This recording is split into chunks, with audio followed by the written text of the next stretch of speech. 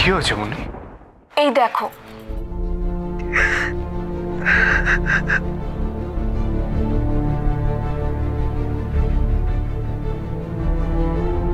সে কখন থেকে কেঁদেই চলেছে। আমি কতবার জিজ্ঞেস করলাম কি হয়েছে, কেন কাঁদছো, বাড়ির কথা মনে পড়ছে কিনা, কোনো উত্তরই দিচ্ছে না, সমানে কেঁদেই চলেছে। আচ্ছা, এরকম করলে শরীর খারাপ করবে না বলো? কি হয়েছে অলি, আমাকে বলো। মুন্নি, তুমি প্লিজ একটু পাশের ঘরে যাবে, ওর সাথে আমার কিছু কথা আছে। ঠিক আছে, যাচ্ছি, কিন্তু তোমার কোনো কথার উত্তর দেবে কিনা সন্দেহ আছে। কোনো কথাই তো বলছে না।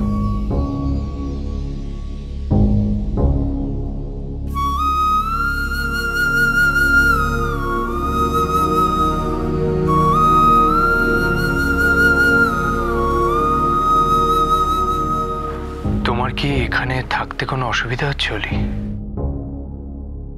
কেউ তোমাকে কিছু বলেছে? তাহলে কি হয়েছে অলি? কেন এরকম করছো? বাড়ির সবার কথা খুব মনে পড়ছে। কেমন আছে ওরা, কি করছে এখন? আর বৌরানির সাথেও একবারও কথা হয়নি। খুব মিস করছি ওদের। খুব স্বাভাবিক, ওনাদেরও নিশ্চয়ই তোমার জন্য মন খারাপ লাগছে। কিন্তু অলি, তুমি এইভাবে কান্নাকাটি করছো, এটা শুনলে তো ওনাদেরও ভালো লাগবে না, বরং ভাববেন আমি তোমাকে ভালো রাখতে পারছি না। না না, আমি সবাইকে বলবো তুমি আমার খুব খেয়াল রেখেছো, কিন্তু তবুও বাড়ির সবার কথা খুব মনে পড়ছে।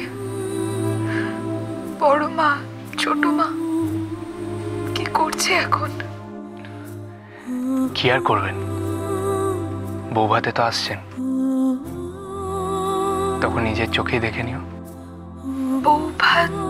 হ্যাঁ অলি, আমি বৌভাতে সবাইকে আসার কথা বলে এসেছি। বলছিলাম যে আমাকে একবার বাড়ি নিয়ে যাবে, একটি বাড়ির জন্য একবার সবাইকে চোখের দেখা দেখেই চলে আসবো। আজ তো কাকিমা বেরোতে দেবেন না অলি। একটা কাজ করো না, ফোনে বাড়ির সবার সাথে কথা বলে নাও। দাঁড়াও, আমি দাদাভাইকে ফোন করছি। দরকার নেই। কেন অলি? বাড়ির সবার সাথে কথা বললে তোমার মনটাও ভালো হয়ে যাবে। বৌরানির সাথে একবার কথা বলে নিও। থাক, কথা বললে আবার বেশি মন খারাপ করবে। আমি যাব না। অলি, তুমি আমাকে ভুল বুঝছো, আসলে অনেক নিয়ম টিয়ম আছে তো। যাব না।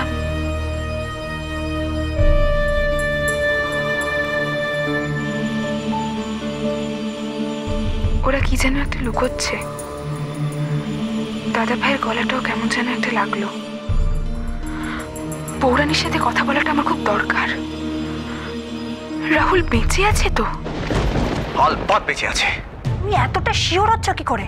কারণ শ্রী, আমি নিজে বৌরানির স্টেটমেন্ট নিয়েছি। তাছাড়া বিশুদাও যা যা বলেছে তার থেকে। কি বলেছে বিশু কাকা? গুলি চলার ঠিক আগের মুহূর্তে বিশুদা ওখানকার আলো নিভিয়ে দেয়, আর রাহুলের হাত থেকে অলিকে বাঁচাতে বৌরানি রাহুলকে লক্ষ্য করে গুলি ছোড়ে ওই অন্ধকারের মধ্যেই, এবং তারপর অলিকে সঙ্গে করে নিয়ে বৌরানি ওখান থেকে বেরিয়ে আসে। আর এই অন্ধকারের মধ্যেই রাহুলের বন্ধু বান্ধবরা খুন খুন বলে চেঁচিয়ে ওঠে।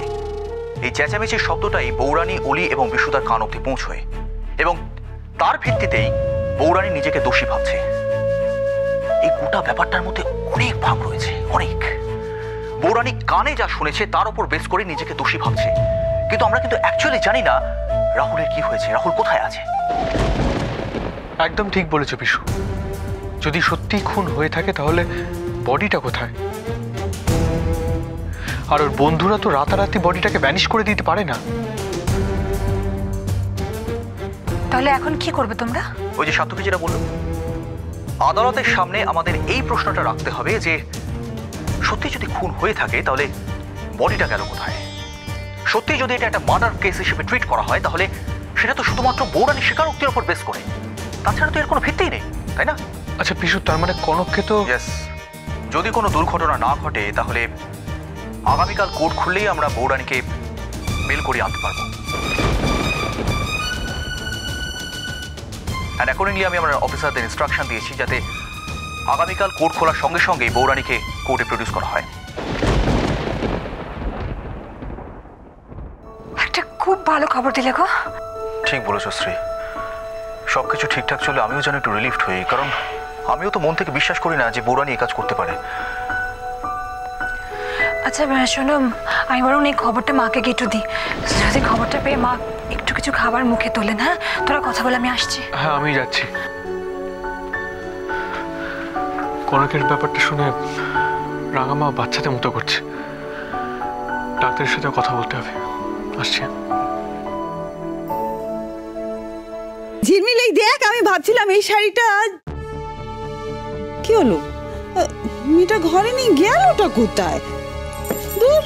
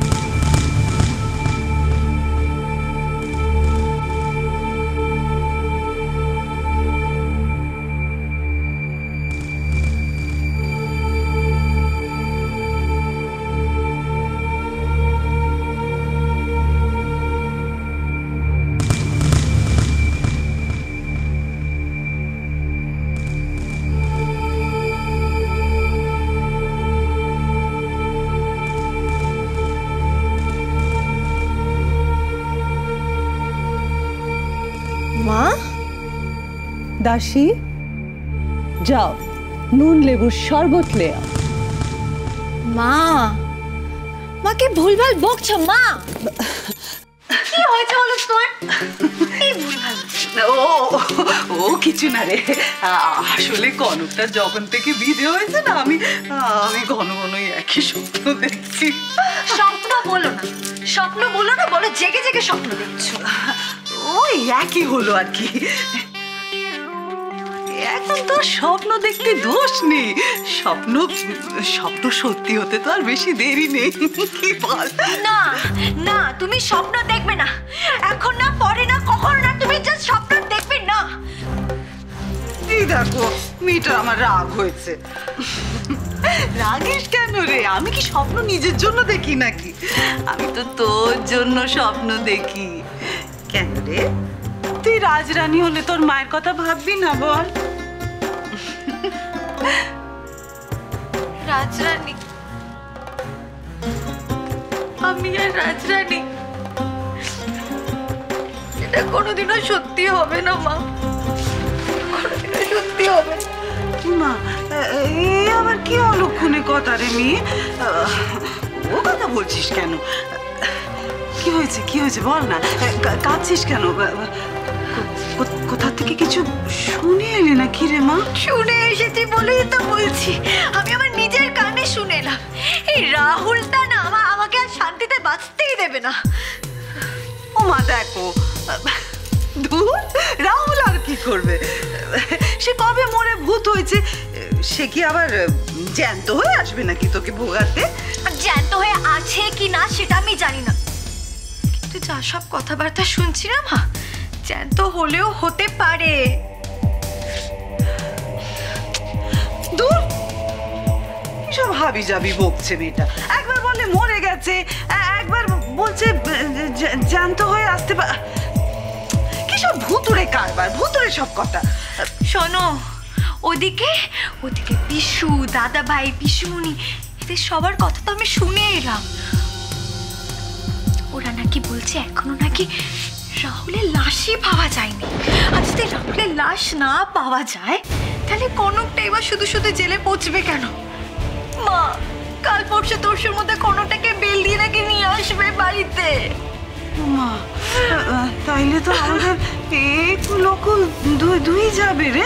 আমি কি এমনি এমনি বলছি তোমাকে এইসব কথা?